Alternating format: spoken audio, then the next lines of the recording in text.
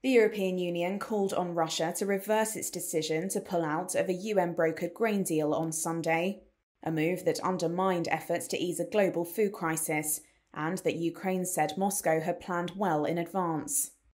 Moscow suspended its participation in the Black Sea deal on Saturday, effectively cutting shipments from Ukraine, one of the world's top grain exporters. It was in response to what Russia called a major Ukrainian drone attack earlier in the day on its fleet near the port of Sevastopol in Russian-annexed Crimea. EU Foreign Policy Chief Josep Borrell urged Russia to reverse its decision on Twitter, adding that, quote, Russia's decision to suspend participation in the Black Sea deal puts at risk the main export route of much-needed grain and fertilizers. On Saturday, US President Joe Biden called the move purely outrageous. It's going to increase starvation.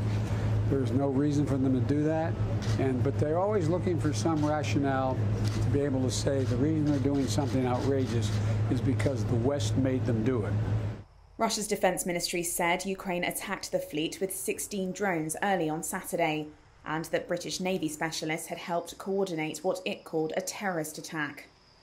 Russia said it repelled the attack, but that the ships targeted were involved in ensuring the grain corridor out of Ukraine's Black Sea ports. Ukrainian Foreign Minister Dmytro Kuleba said Moscow used the explosions 137 miles away from the grain corridor as a false pretext for a long-intended move. And President Volodymyr Zelensky called for a strong response from the United Nations and G20.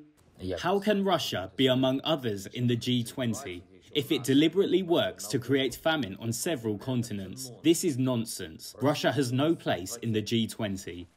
Russia's departure from the grain deal marks a new development in an 8-month war that began with Russia's invasion in February.